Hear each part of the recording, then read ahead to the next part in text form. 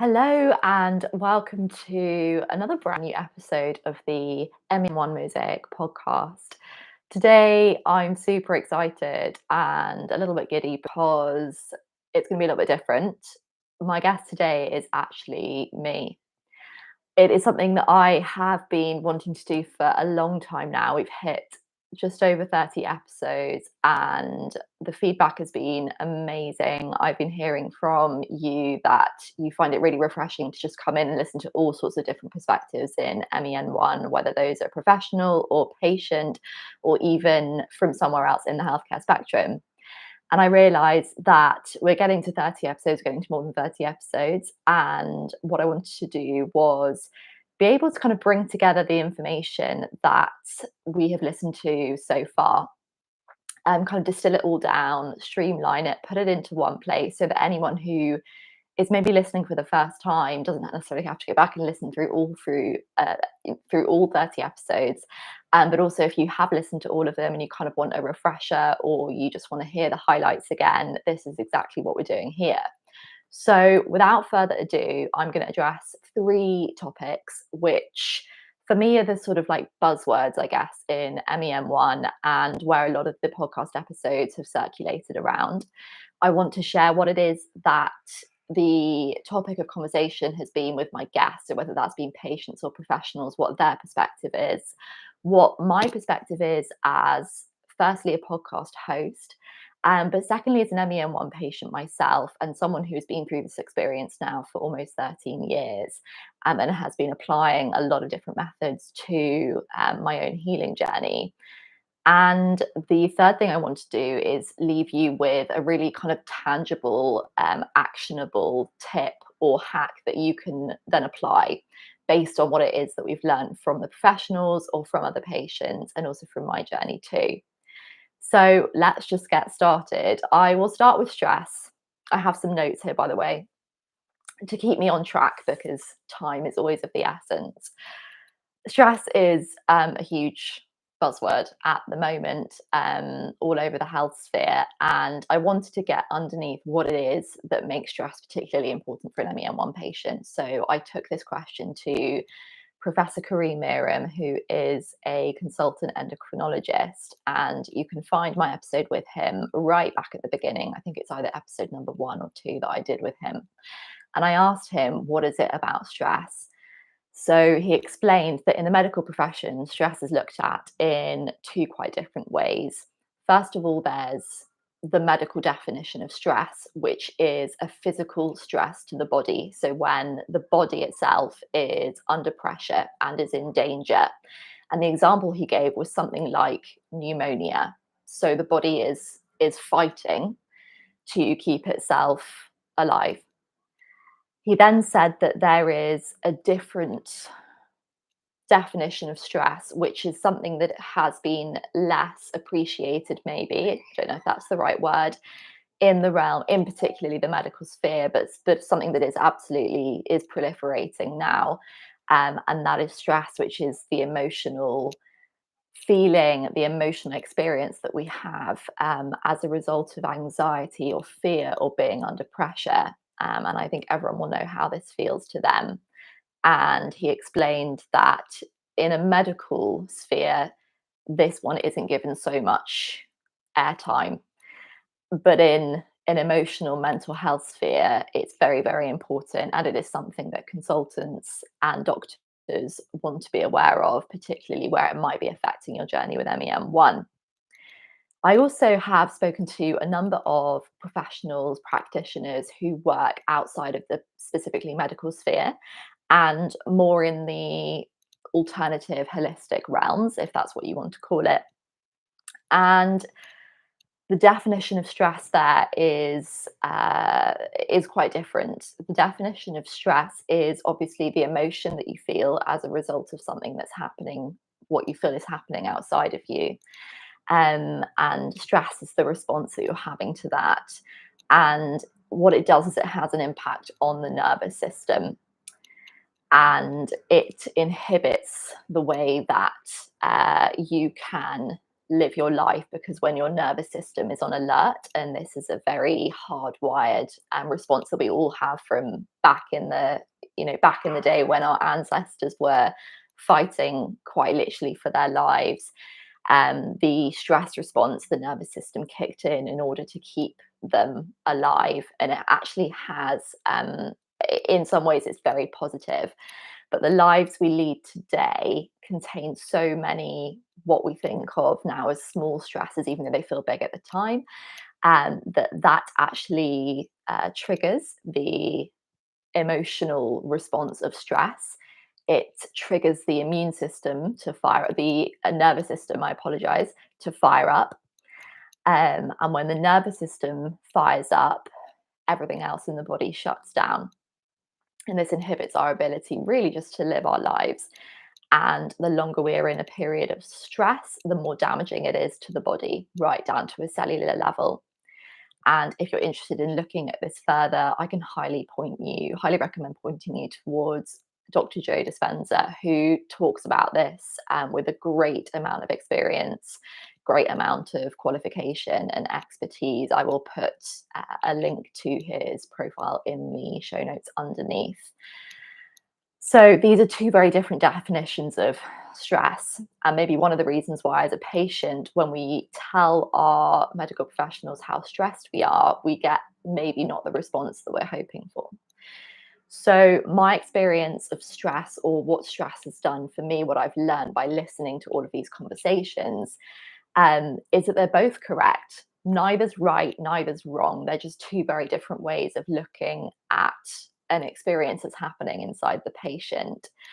My personal experience and my personal opinion is that it is not enough just to look at pneumonia as a stressful experience. It's not enough to sweep under the carpet that we all have stressful lives, and it's about doing more of this or more of that, or taking out, this annoying boss or whatever it might be.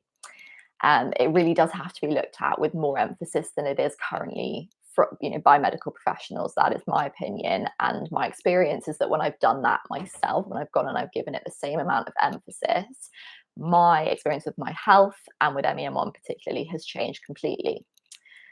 My biggest tip, I think, going away from this conversation is, from a patient point of view, the best thing that I have been able to do, and that I recommend anyone else does, is to find a way that you can manage your stress at home.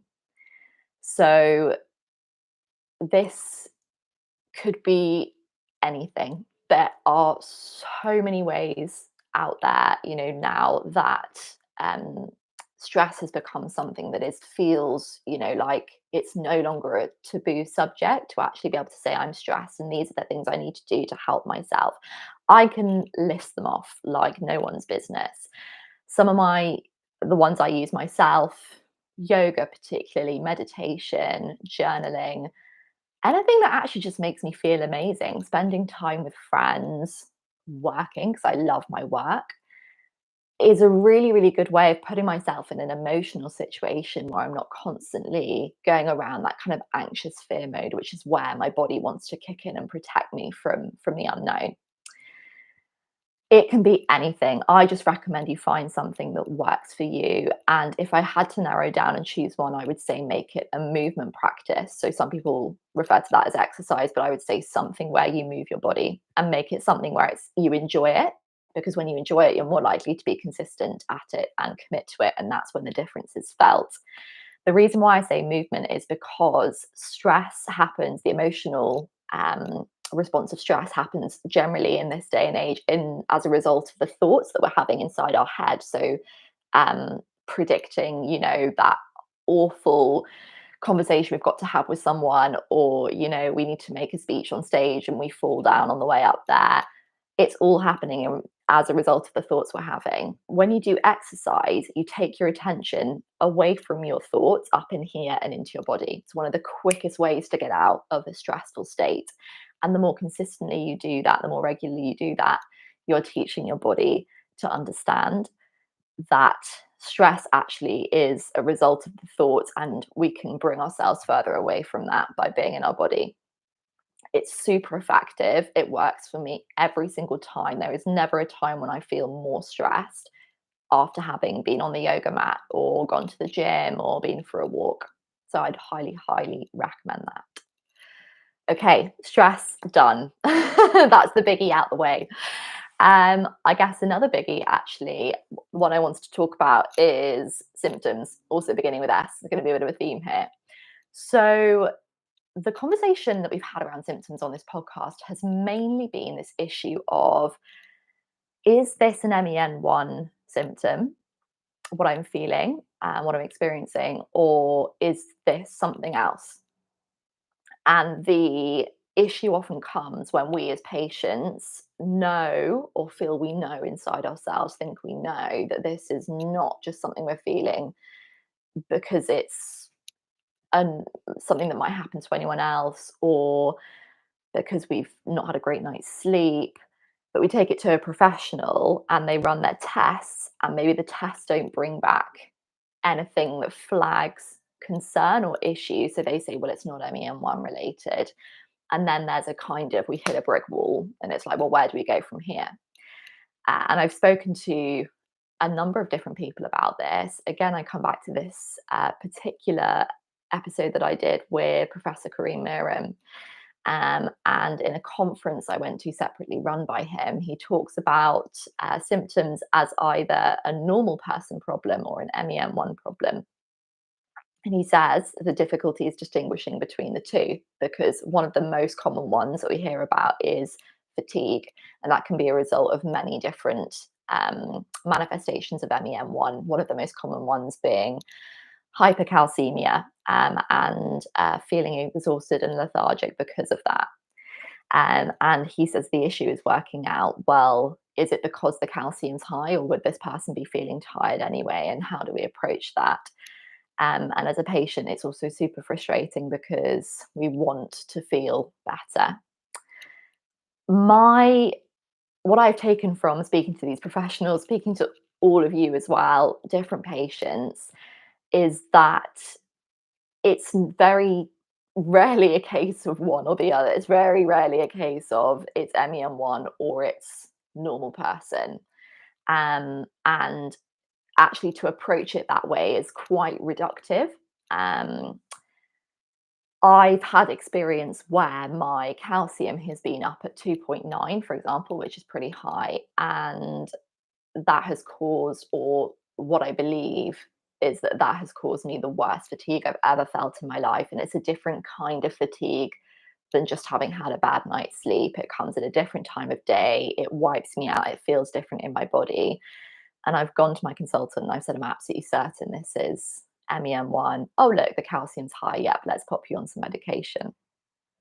I've also had situations where my calcium's been that high and I've not had any fatigue whatsoever.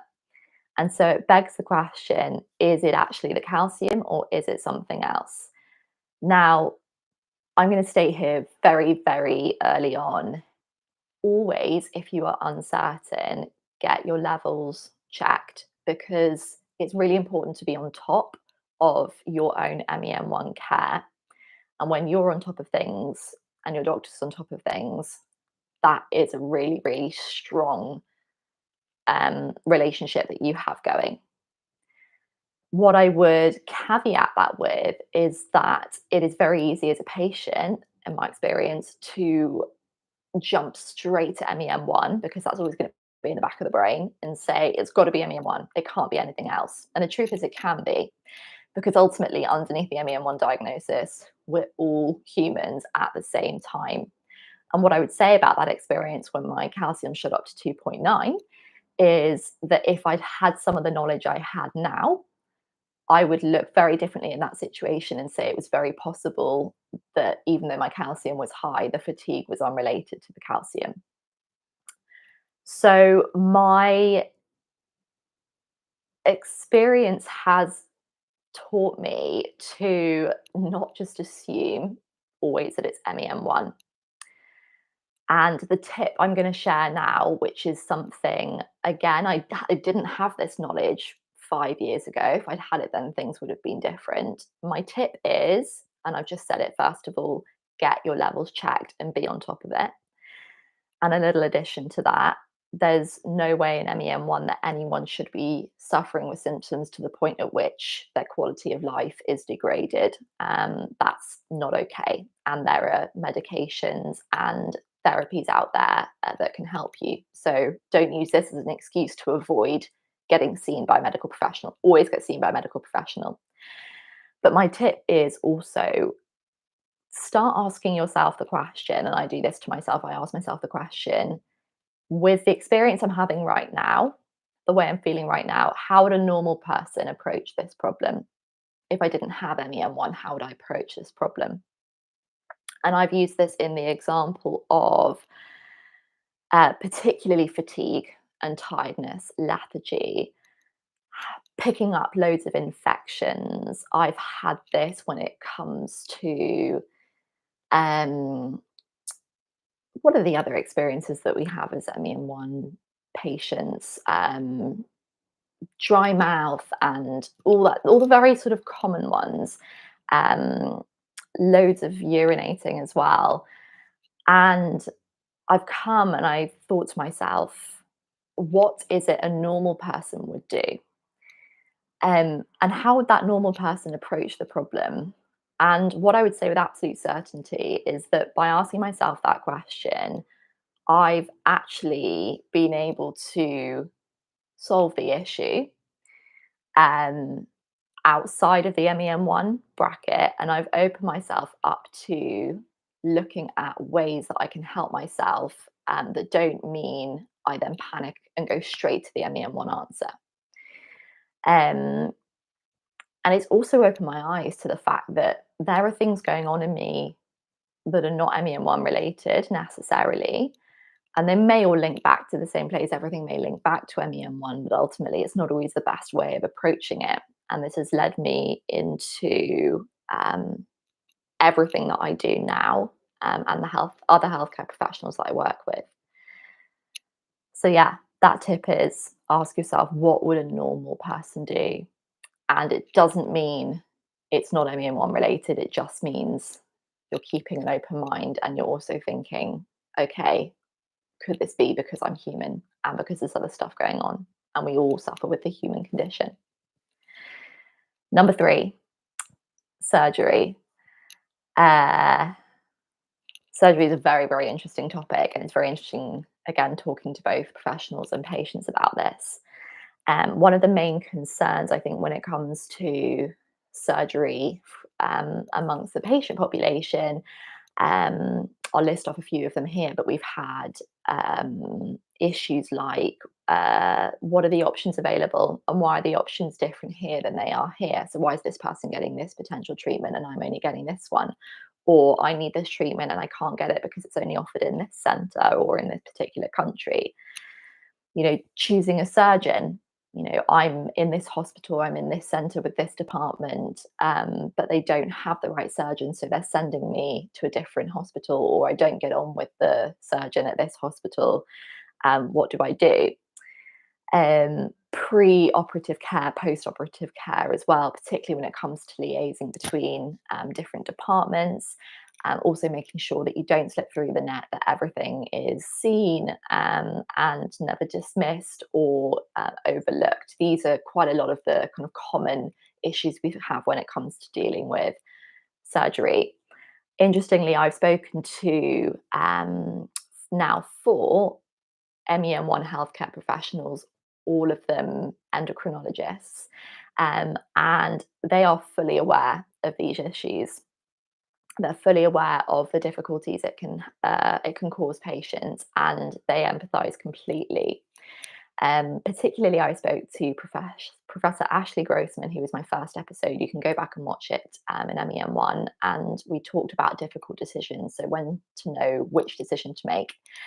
And I wanted to find out from him, what is it that makes that situation, what is it that makes those difficult moments in MEN1 easier, in his opinion? And he said, having a really good rapport with the patient.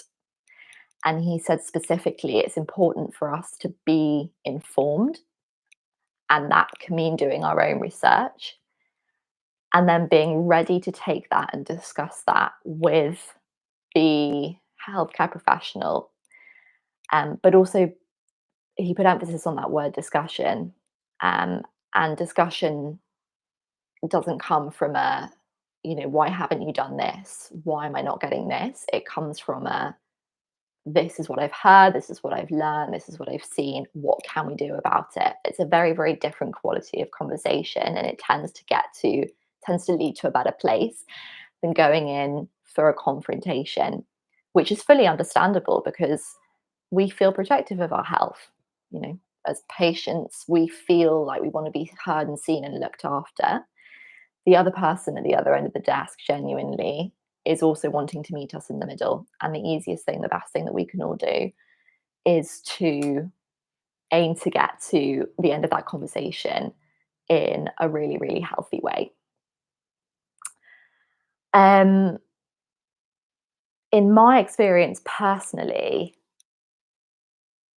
difficult decisions around surgery, again, it comes back to I had certain information and certain knowledge. I have it now that I didn't have before. So I would actually agree completely with Professor Grossman when he says, go and do your own research. And it doesn't mean go and get 110. I didn't go and get 110 different opinions, but I went and I spoke to different people. And I came back ultimately knowing that I was the one who had to make the decision.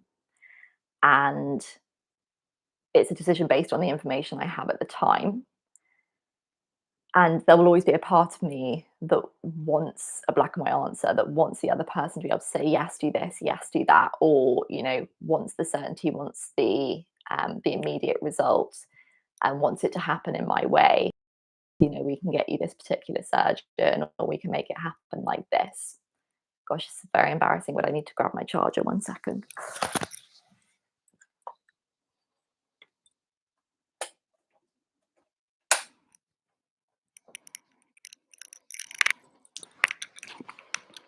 I think that's the first time that's ever happened inside a podcast episode before. Anyway, where was I? Surgery. So ultimately, it is my choice. Um, and I have to make sure I have options. And I think knowing that now has made a real difference between me assuming that surgery is the only option versus looking at other options as well. So, for example, when I had all my pancreas surgery back when I was a teenager, at that point I wasn't in the space I'm in now. I wasn't looking for other options, and I didn't really it didn't occur to me to look. More recently, a few years ago, I was considering parathyroid surgery, and I was in a very different space in myself and in my health and in my knowledge. Where even though the doctors were leaning towards surgery, my consultant, the surgeon particularly, I decided, no, I'm going to take the watch and wait approach, because that is what feels like right. That's what feels is right to me. And I'm going to pursue that because inside that feels right. I've got the knowledge, I've got the experience to do that, and I also know that that's one of my options. Um, and I think again, difficult decisions. It's so easy to want someone else to make that decision and do the work on their end, but ultimately, we as patients have to do the work on our end as well. So this leaves me with a tip, a tip in terms of particularly surgery, but difficult decisions around anything in MEN1. Um, do your research. Absolutely do your research. Go first to patients that you know, rather than Google. Go first to patients that you know, whether that's inside forums, whether that's personally, and ask them their experience. You can ask your professionals as well. You can use the internet if you want to, but just be discerning, be mindful that there's a lot of unfiltered information on there. So you don't know that what you're going to be reading is necessarily backed up or particularly relevant. And the crucial part of this is go and do that research without needing to find an answer. and be okay with some uncertainty when you are dealing with decisions like surgery, because we're never going to know the outcome until we've been there. And it's super important to stay very much in what we know, but also understand that there are things that we aren't going to know. Um, and I quote someone here who's very intelligent, who said to me, "There's actually very rarely a solution in life. There's just trade-offs, and it's about going for the option which feels like it's going to bring you the outcome you want with as little cost to you." And I see that in MEN1 because I don't think there's ever really um, an ideal situation, but it is a sense of choosing what feels right. And I think when it comes to surgery, I'll add a little extra bit here. I'll quote Ashley Grossman again, Professor Ashley Grossman, who said to me, there's a Latin phrase that you're taught when you first go into medical school, and it's primum non nocere, which means first do no harm. So remember that medical professionals and surgeons, we're not aiming for surgery ideally because it has a lot of knock on effects. Sometimes it is the only option, sometimes it's the best option, but always, always consider all your options. And I think that's super important and probably the best note to end on. Thank you so much for tuning in to this, I guess, a roundup episode covering today stress, symptoms, and surgery. I hope you've enjoyed it. It's been super exciting. I realized that most podcasts actually started with someone literally sitting in a room in their house, like speaking into a voice note, and then sharing it. Um, Things have been slightly different with this podcast because we went straight in with guests, and I wanted to make sure that you were coming away as a listener with information that was relevant, easily accessible, that maybe went over limits or boundaries that were convention had put in place, and also put you in a place where you felt more empowered in your healthcare, better informed, and that it was coming straight from the horse's mouth as it has here today, and it does with all the other patients and professionals who are here. So I'm super excited for you to have tuned in. If you don't already belong to my closer community, I highly suggest that you scroll down to the link in the description box and you pop your email address in. It will just allow me to send you more about MEN1. I'm very, very limited through social media channels, whereas with my close community, I email at least once a week and essentially share particularly relevant, tailored information to MEN1 that isn't really being talked about elsewhere, isn't accessible, and is going to bring you to a place with your MEN1 where you feel like you see a completely different reality, and hopefully you can take some information and start putting those steps in place.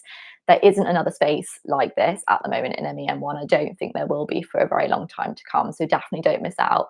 Scroll down, sign up. It's 2 emails a week, and the ability to get in touch with me personally as well, so I can help you and answer your questions. Thank you so much for tuning in, and we'll be back next Sunday with a brand new episode. Have an amazing week.